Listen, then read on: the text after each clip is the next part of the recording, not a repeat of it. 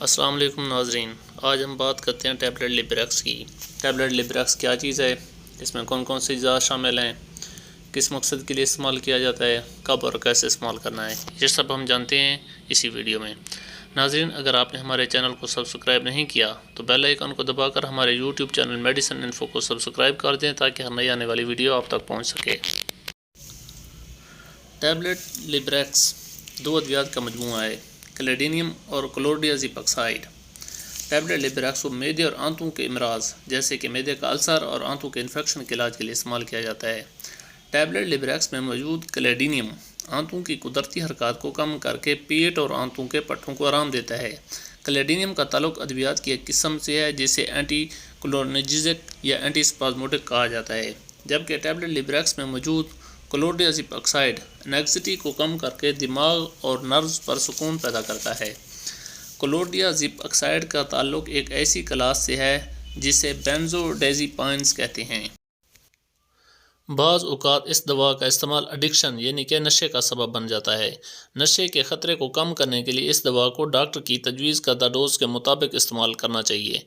Side effects: tablet لیبریکس کے استعمال سے چکر آنا، غنودگی، کمزوری، دھندلاپن، خشک آنکھیں، منہ کا خشک ہو جانا، متلی، قبض اور پیٹ پھول سکتا ہے۔ تو ایسی کنڈیشن میں جب منہ خشک ہو جائے تو ٹافی یا ببل چوس لیں یا پھر پانی پی لیں۔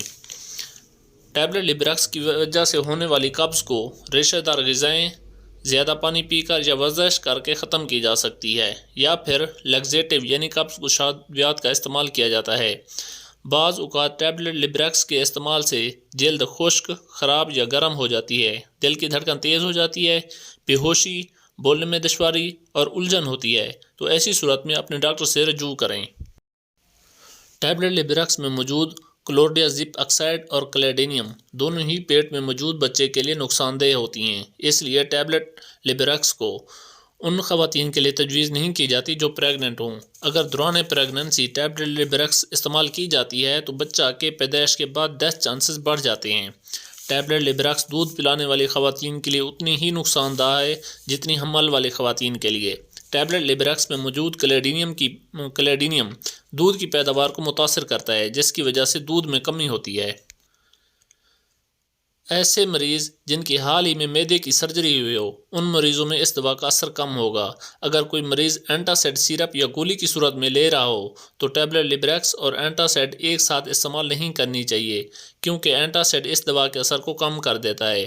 ناظرین، اگر بات کریں ٹیبلٹ لیبریکس کے ڈوز کی تو اس دوا کو دن میں عموماً 3 بار کھانے سے پہلے لیا جاتا ہے، یا اسے اپنے ڈاکٹر کی تجویز کردہ خوراک کے مطابق استعمال کریں۔